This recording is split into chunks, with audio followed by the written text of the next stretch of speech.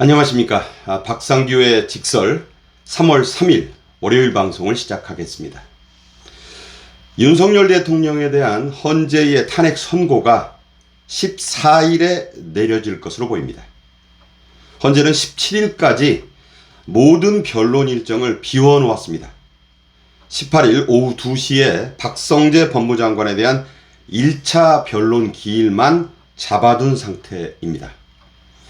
노무현 박근혜 전 대통령의 탄핵 선고가 모두 금요일에 이루어진 전례들을 감안할 때 윤 대통령 탄핵 선고까지 남은 금요일은 오는 7일 그리고 14일 금요일 뿐입니다. 따라서 14일 선고가 가장 유력해 보입니다. 이건 팩트에 근거해서 말씀드린 겁니다. 이제 남은 변수는 딱 두 개뿐입니다. 하나는 급등한 탄핵 반대 여론, 그리고 다른 하나는 마은혁의 임명 여부입니다. 헌법학계의 태도인 허영 경희대 로스쿨 석좌 교수는 10가지가 넘는 불공정하고 졸속으로 진행된 헌재의 탄핵 심판을 과연 우리 국민들이 용납하겠는가라고 일갈한 바가 있죠. 전한길 강사도 3.1절 집회에서 이 점을 조목조목 열거했었습니다. 누가 봐도 7일 금요일 선고는 어렵죠. 현실적으로. 따라서 문영배는 14일 선고를 밀어붙일 가능성이 농후합니다. 선고일 발표가 통상 2, 3일 전에 내려져 온 전례가 있어요. 문영배도 그렇게 얘기한 바가 있습니다. 따라서 선고기일 발표, 이 지정 발표는 3월 10일 월요일부터 3월 11일 수요일 사이에 나올 가능성이 아주 큽니다. 저는 그래서 오는 3월 8일로 잡힌 탄핵 반대 토요 집회가 윤 대통령 탄핵 선고의 향방을 사실상 결정할 중차대한 모임이 될 것으로 확신하고 있습니다. 만약 이 집회에 경찰 비공식 추산이든 뭐든 30만 명 이상이 집결하면 저는 윤 대통령이 3명 이상의, 최소한 3명의 기각 또는 각하표를 얻을 수 있다. 그렇게 봅니다.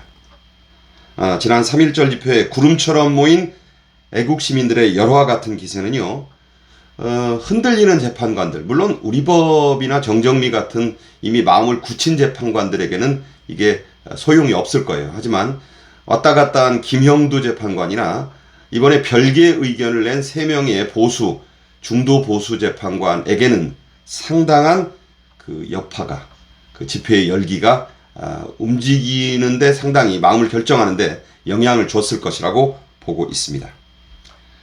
같은 날 헌재에서 가장 가까운 이 안국동 그 공원에서 열렸던 민주당과 좌파 계열 4개 군소 야당 그리고 좌파 성향 시민단체들의 이른바 탄핵 찬성 연합 집회에는 18,000여 명의 동원 군중만 모이는 아주 초라한 성적표를 냈죠. 제가 여러분에게도 말씀드린 바 있습니다. 당시 이재명은 민주당 의원들에게 총동원령을 내렸어요. 그래서 의원 130여 명이 집결했습니다. 그리고 야사당에서도 20명 가까운 의원들이 동원됐습니다. 하지만 그 규모와 열기, 기존 언론들, MBC 등은 아주 과장 보도를 엄청 했고요. 하지만 지켜본 사람들은 규모가 아주 보잘것없었고 열기도 그다지 높지 않았다. 이렇게 전하고 있습니다.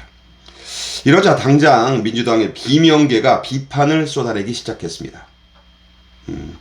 민주당의 한 중진 의원은 익명을 전제로 전과 사범이자 12개의 죄목으로 5개 재판을 받고 있는 이재명이 아닌 다른 사람이 민주당의 유력한 대선 후보였다면, 민주당 대표였다면 모인 군중의 숫자가 지금 이런 분위기에서 이렇게 초라하진 않았을 것이라고 했습니다. 여러분들도 공감이 되시죠?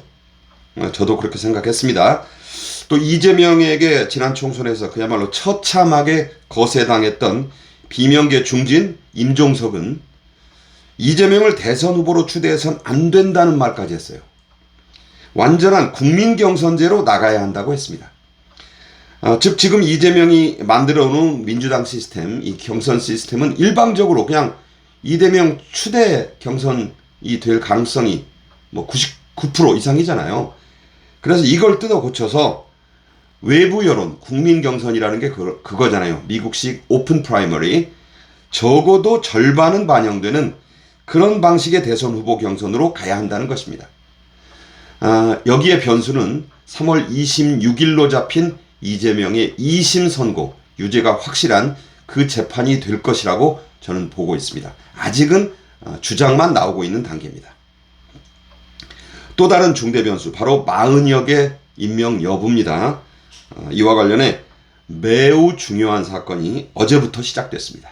바로 국민의힘 박수영 의원이 마은혁을 절대로 임명해서는 안 된다면서 국회에서 단식 농성에 돌입한 거죠. 자, 박수영이 단식 농성한 거 뭐 한 명이 해가지고 무슨 소용이 있어? 그렇지 않습니다.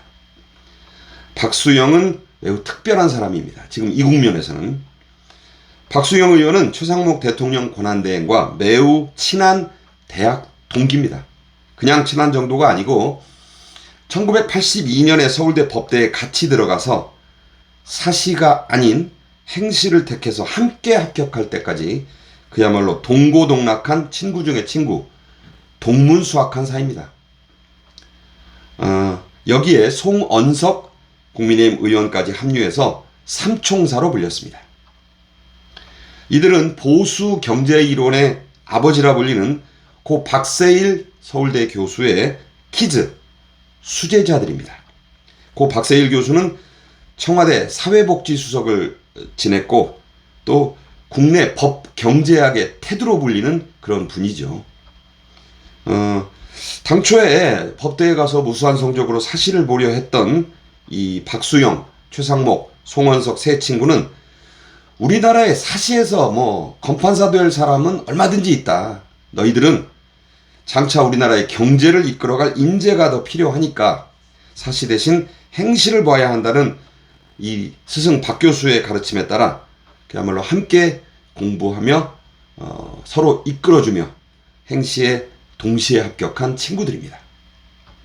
박수영 의원은 비장한 마음으로 3.1절 바로 다음날 국회 단식 농성을 시작하며 절친인 최상목 대행에게 친구야, 마은혁만은 절대 안 돼 라고 외치기 시작한 겁니다.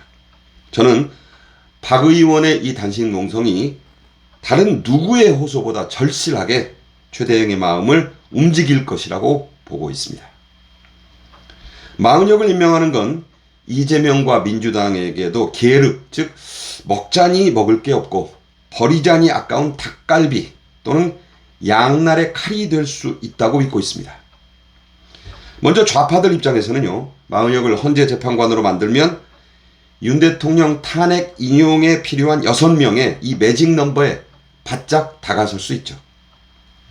11번의 변론 기일 또 50시간이 넘는 증언 녹취를 다시 들어야 한다는 이른바 리셋해야 된다는 번거로운 변론 갱신 절차가 있긴 합니다. 하지만 문형배는 이것도 최근 개정된 형사소송법에 따라서 패스트트랙 단축 진행을 해서 속전속결로 밀어붙일 가능성이 충분합니다. 하지만 가뜩이나 절차적 하자가 많다는 지적을 받고 있는 문형배가 이런 비판을 무시할 경우 반대 여론은 더 악화되고 기각 편에 설 재판관이 많아질 가능성도 커집니다. 그래서 민주당의 전현희는 최근 방송에 나와서 마은혁이 스스로 윤 대통령 선고를 기피해야 한다는 주장까지 했습니다. 아주 이례적이었죠. 이재명의 법률 호위무사 가운데 하나인 전현희의 말이었기 때문에 상당히 가능성이 큰 시나리오라고 저는 보고 있습니다.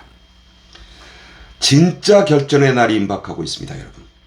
물러설래야 물러설 데가 없는 절체절명의 시간이 임박하고 있습니다. 다가오고 있어요. 여한 없이 싸워야 다음도 기약할 수가 있습니다. 중요한 말씀을 드립니다. 지금까지 박상규의 직설이었습니다. 감사합니다.